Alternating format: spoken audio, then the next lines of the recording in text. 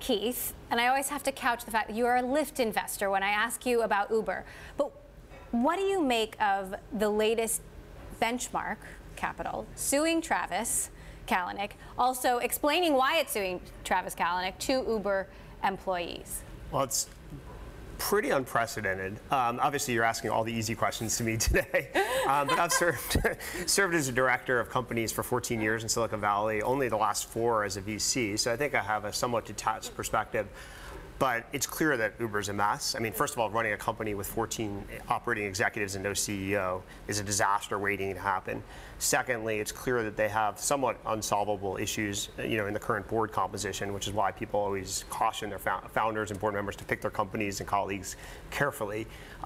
It's very hard to get divorced in business, especially when you're on the board, and they're going to have to reconcile this. I think the lawsuit is very weak. I mean, it's clearly a strategy and maybe a very effective strategy, but the substantive claims, the fraud claims, are pretty weak. So the breach of contract has a weak case? I think the case substantively, at least what's in the public domain. Now, there's some stuff that's not in the public domain yet, like what's in the Holder report, what concessions Benchmark may have made to give those board seats or to get Travis to resign. There may be a lot of new information that comes out, but in the public domain, the case is pretty weak. That said, it may be very effective in terms of coming to a compromise where everybody is happy and can move on with a CEO. Now, no venture capitalist wants to be considered the investor who's going to oust the CEO, right? So if Benchmark is doing this, it must have been a very difficult calculation. I mean, what does this mean for Benchmark and its reputation among entrepreneurs? Well, I think it's always a difficult calculation when you remove a CEO. I mean, the 2 times then sue them.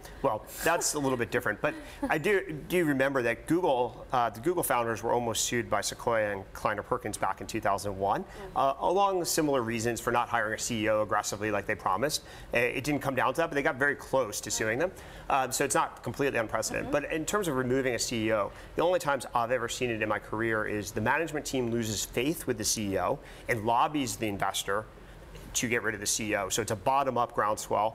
Or number 2, 2 co-founders get in a massive dispute and someone needs to mediate. And that's when the venture capitalist gets caught in the crossfire. Those are the only 2 things I've ever seen. I've never seen this. I've seen ethical issues lead to a CEO departure. Do you think this will hurt Benchmark's reputation among entrepreneurs? I don't know. It's definitely controversial. It's definitely something everybody's talking about, but it depends how things play out. Like, so for example, if Uber ends with a great CEO and has a successful outcome, and there's more stuff that comes out in the public domain about problems at Uber, I think it'll be fine for Benchmark. If not, for example, if Travis comes back and takes over and rides Uber to its glorious victory, there'll be a lot of people, shooting at Benchmark. Yeah. Totally unpredictable, and it's a very difficult job. So I'm not criticizing them at all, because being in the middle of that crossfire when you're on a board, you're making hard trade-offs when half the team is saying do X and the other team is saying doing Y, and they're saying you got to solve this. Yeah.